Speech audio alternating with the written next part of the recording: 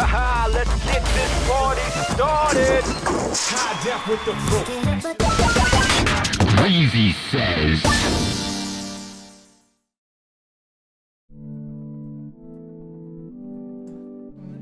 It's Greasy Says what you wanna do. It's Greasy Says what you finna do.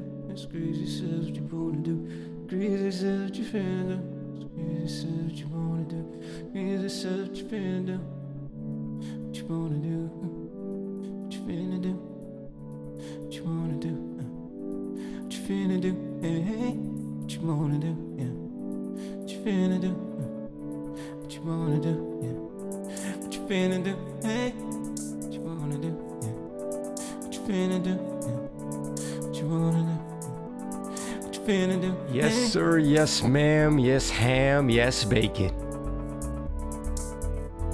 It's back. It's back. Greasy Says is back. Still getting back into the swing of things, man. These 2 weeks come up quick in between episodes.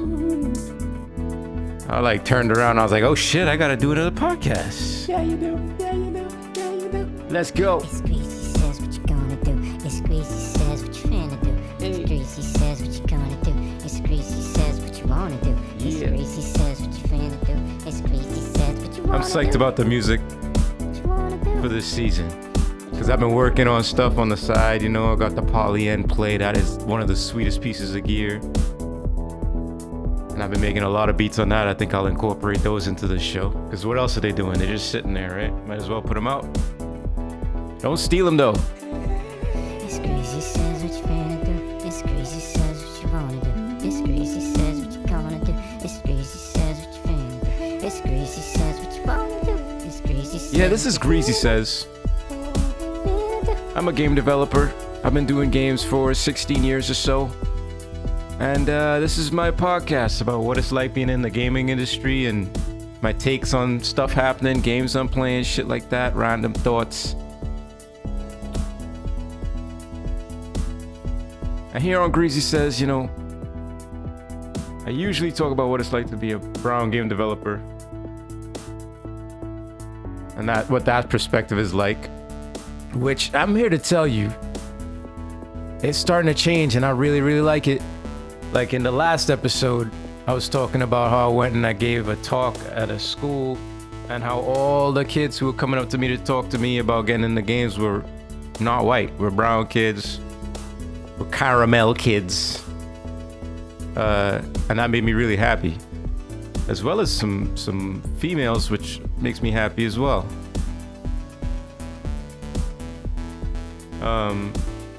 Because I mean, you know, I came up around a bunch of old heads, and all of them old heads was white. And now I'm the old head, and I'm not white. So like they get to see, it's crazy. It's just crazy how time works, right? I mean, yeah, time is crazy. What was I just thinking about? Oh yeah, no, yes sir, yes ma'am. Yes, ham. Yes, bacon. Where are you going with this? Sometimes I talk about my kid. Yo, my son is getting older. It's crazy. It's happening real quick. Shit speed. Speaking of time, having a kid speeds time the fuck up like you wouldn't even believe. I look at my calendar some days. I'm like, my calendar is crazy. If you look at my calendar, you're gonna have like a nervous breakdown. You know, feel anxiety looking at my calendar because the shit is out of control. There's like 50 colors for each type of task. There's like, everything's broken down. It's nuts. If you looked at my calendar, you'd be like, are you okay? Why the fuck did I bring up my calendar? I have no idea why I brought up my calendar. Why did I do that? I was about to talk about my son. Oh, time, calendar. Oh, right. Having a kid makes time pass really fast. I'll like look at the previous week, right? Okay, so, all right. Jeez, I'm all over the place, yo. I'm all over the place. I've been burning the candle at both ends.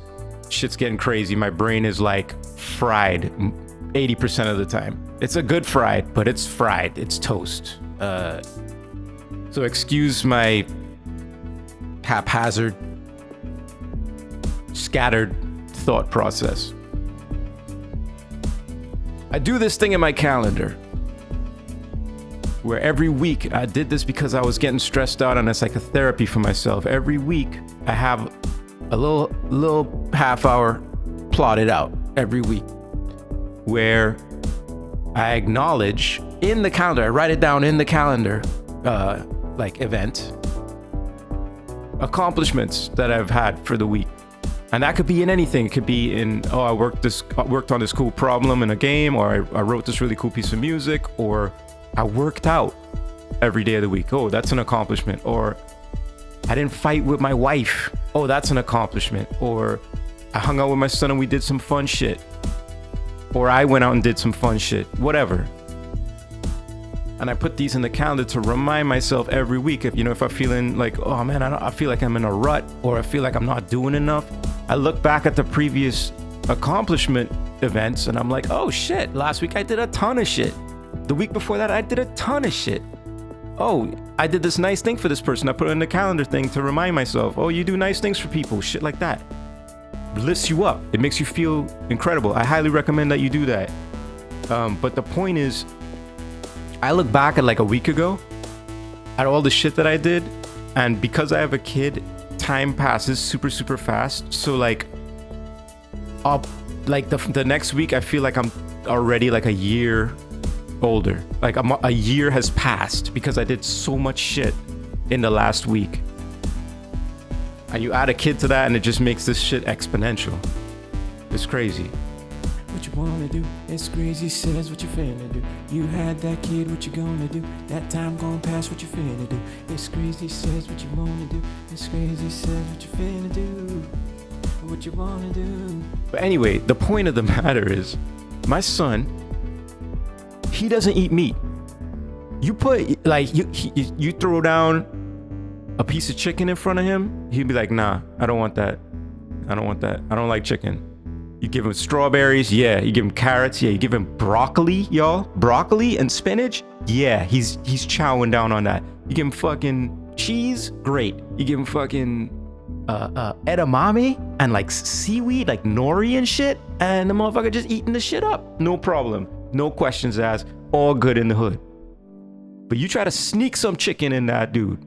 I'm saying you ever seen a kid turn on a chicken nugget? I have. My son does. My son turns on chicken nuggets left and right. He don't give a fuck how beige that food is. He don't give a fuck how much salt is in that shit or sugar. He's like, that's chicken, right? I don't like chicken. Get it away from me. I don't want chicken. So, we tried chicken, we tried turkey, we tried red meat, all that stuff. He doesn't like any of it. I'm good. Nobody trained him to be like that. I'm a carnivore. My wife is a carnivore. We eat all kind of meat all the time. When he was in the womb, she was eating meat. So it's not like he doesn't have a taste for meat, but he just doesn't like it. He just doesn't want it. It's so bizarre. But the one thing my son will eat is bacon. Explain that shit. Explain that shit. He won't eat any other meat. But anytime I cook bacon, he's like, yo, I want some bacon. Give me some bacon. I'm like, wow, like he just went from 0 to 1,000 miles an hour. He didn't even just rev up. He ain't stop along the way. He just went whoop, straight to bacon. I'm full vegetarian except for bacon. That toddler logic, man. That toddler logic is more potent than coder logic, than plumber logic. It's crazy. I just realized I may be overdriving the signal right now because I was working on beats before and I forgot to turn my inputs down. Smart man.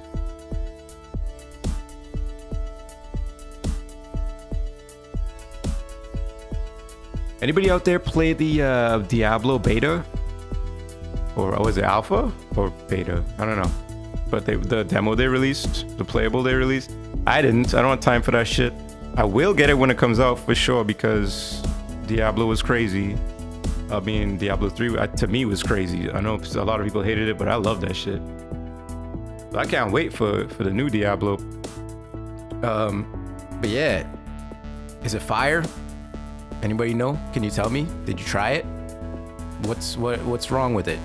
Does it play like Diablo? If so, then we're good to go, right? I see a lot of stuff in my feed about people complaining about various mechanics and saying all is lost, and I swear, video game fans can be so fucking dramatic sometimes. It's ridiculous. Journalists too. So dramatic. Anyway, let's kick off the show. Remember, you can reach out to me on social media under Greasy Says. That's GreasySays, and that's on TikTok, Instagram, and Facebook. Hit me up. You can also write into the show if you want at greasysays@gmail.com. Check that out. If you want to tell me something, send me something, whatever. Reach out.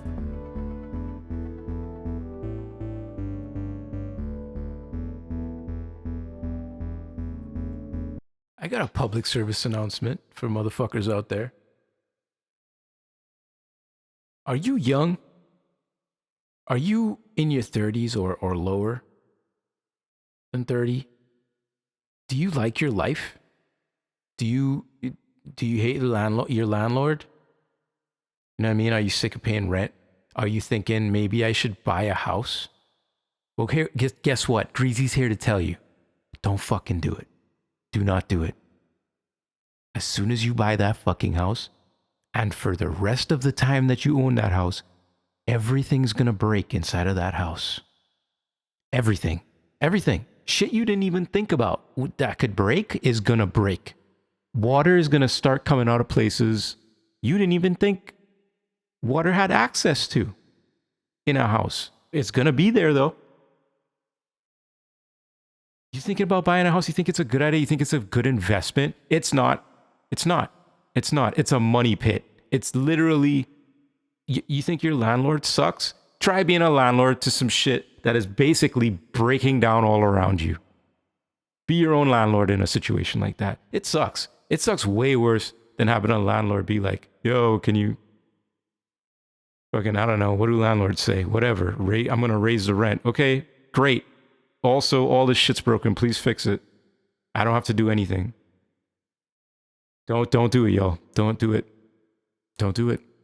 I know it's the American dream. I know. And I know properties is one of the best investments you can make, supposedly. But only if you don't live in that property. As soon as you live in that property, it's a liability on multiple levels. Yeah, it's money coming out of your pocket, for sure. It's investment, whatever. But the stress, the mind space it will take up, the grays the shit will give you. It's a full-time job. You feel like having another job just to get away from your landlord? I'm warning y'all. I'm telling y'all. Rent and keep it simple. Don't get a big place. Just keep it simple. Mattress on the floor, pile of clothes in a corner, a fucking jar to piss in. I'm dead serious. Keep it dead fucking simple. And you'll be happier. Trust me. Or don't trust me and go find out.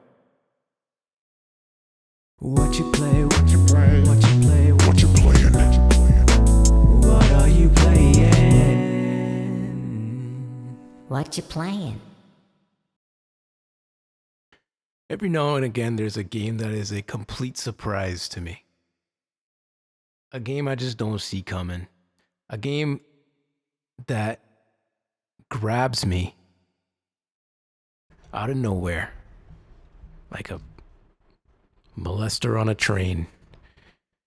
Or one of those weird guys who like runs up to people and pulls their dicks out. I hate people like that. It's just so weird. Why do you do that? Every now and again, there's a game that comes along and whips its dick out at me, and I'm just in awe. And even rarer does a rhythm game come along and shock me in such a way, you know? It's such an established like genre that to come fresh, you gotta come with some cool ideas. The last game that shook me, like last rhythm game that shook me to my core was 140. If you've never played 140, I feel sorry for you. It's one of my favorite games ever of all time. It's one of the best games I've ever played. And it's one of the most simple, in terms of presentation, one of the most simple games ever. So 140 blew me away, and it's been a dry spell since that thing came out of another rhythm game that blew me away. And then a homie of mine recommends... Drum roll, please. Rhythm Doctor by Seventh Beat Games. Indie company. I think it's like maybe 6 developers on this team. Doesn't matter. Rhythm Doctor it quickly leapt. It sprung on me, man. Like I saw the trailer for it and I was like, oh, this looks cool. Then I kind of realized what they were doing and I was like, whoa, that's crazy. Like the soundtrack grabbed me, the editing, the real time, like in-game editing that they show in trailers got me. And I was like, all right, I got to cop this thing right now. $16 on Steam or whatever. I'm like, all right, I'll throw that. Little did I know that there was a fantastic, deep, yet simple, beautiful piece of art and music wrapped up in a video game package just under that $16 surface. I wasn't expecting that shit, man. I haven't beaten it yet. I'm literally playing it right now, and I stopped playing it just so I could record my real-time feelings about this shit. It's so crazy, all right? Not only are they doing rhythmic, it's really simple rhythmic gameplay. You tap the space bar when a certain beat comes along, okay? It's dead simple. You use one button. But, you know, the mechanics change. What beat you're hitting that button on changes. Cool. It can be complex. It can be swung. It can be weird rhythms, whatever. That's awesome. But then you get hit by the soundtrack, which is incredible and kind of odd because it's original music, clearly, but it's also people from SoundCloud and Wiki Loops who either submitted music or the creators found their music and liked it and used it in this game. Gave them credit, you know, put a little link to their SoundCloud or whatever right in the game, right when you're about to play the level. Super cool, really forward thinking. I love that, bigging up the music people, bigging up the artists out there that create this shit. And then the frosting on the, well, it's, all right, before we get to the frosting, it's a 8-bit presentation, you know what I mean? Pixelated graphics. So it's charming in that sense. But the way they use, how do I even say this? The medium of video games, like certain expectations you might have about how a computer works or how a game is presented, it pulls off this almost Metal Gear-like breaking of the fourth wall. You know what I mean? Remember when Metal Gear had you fucking have to go and look on the back of the box or something for like a code when you were talking to like, well, it's like Psycho Mantis or something. You got to like look up some real life thing that you didn't even know you had. This game tries to do similar things like that. I don't want to spoil anything, but the stuff they do, the fourth wall breaking stuff that they do is incredible. It's so refreshing and different. And it makes playing a rhythm game so much cooler. Hats off to 7th Beat Games, man. This game is fire. Complete fire. Way up there now in terms of fave games, I think. I gotta finish it before I call it a fave game, but this shit is crazy. Take your $16 and go give it to these people. Rhythm Doctor. Peep it.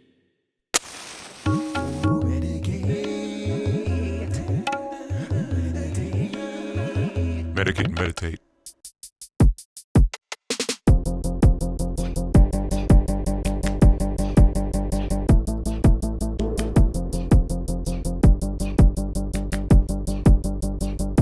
I know I said take care of your mind, but don't forget about your body, because Because your heart's in your body, and your brain's in your body, and your hands on your body, yeah.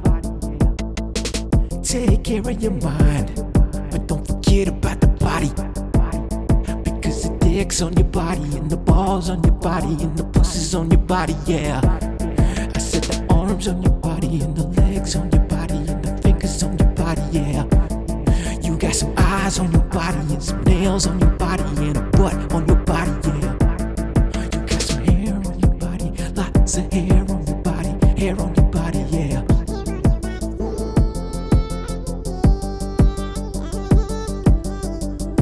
I know I said, take care of your mind, but don't forget about your body.